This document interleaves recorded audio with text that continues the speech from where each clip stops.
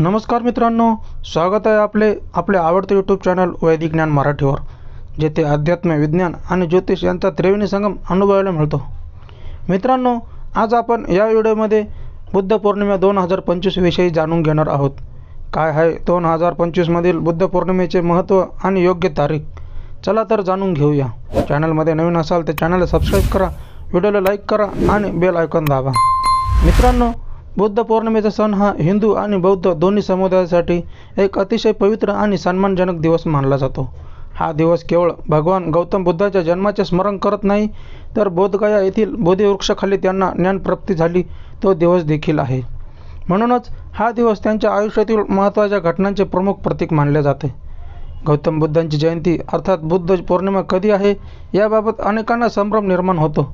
चला तर त्याविषयी सविस्तरपणे जाणून घेऊया। 2025 मध्ये बुद्ध पौर्णिमा कधी आहे? पंचांगानुसार बुद्ध पौर्णिमा 2025 वैशाख महिन्याच्या शुक्ल पक्षातील पौर्णिमा तिथी रविवार 11 मे रोजी रात्री 8:01 सुरू होईल आणि सोमवारी 12 मे रोजी रात्री 10:25 संपेल। उदय तिथीच्या मान्यतेमुळे बुद्ध पौर्णिमेचा उत्सव 12 मे 2025 रोजी साजरा केला जाईल। यावर्षी भगवान बुद्धांची 2587वी जयंती साजरी केली जाणार आहे। जाणून घेऊया शुभ काळ आणि योग। यावर्षी बुद्ध पौर्णिमेला वर्यन आणि रवी योगाचा एक अतिशय शुभ संयोग तयार होत आहे। रवी योग सकाळी 5:32 पासून ते 6:17 पर्यंत। भाद्रवास योग सकाळी 9:14 पर्यंत।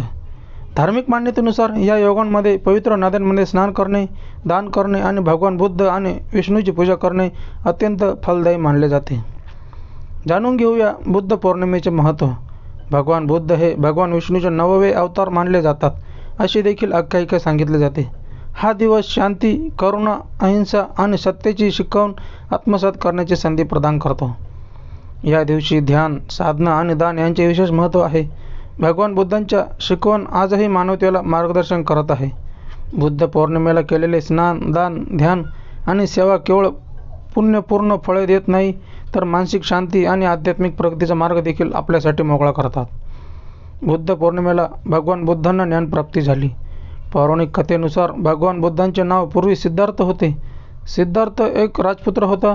गृहस्थ असूनही आणि सर्व सुखसोयी असूनही देखील सिद्धार्थाला त्याचे जीवन ध्येयहीन वाटले। सिद्धार्थने सत्याच्या शोधात 7 वर्षे घालवली। अखेर वैशाख पौर्णिमेच्या दिवशी त्यांना बोधिवृक्षाखाली ज्ञानप्राप्ती झाली। पौराणिक मान्यतेनुसार या दिवशी राजकुमार सिद्धार्थ यांना बुद्ध म्हणून ज्ञानप्राप्ती झाली होती। म्हणूनच या वैशाख पौर्णिमेला त्यांचा नवीन जन्म मानला जातो। तेव्हापासून या दिवसाला बुद्ध पौर्णिमा म्हणतात।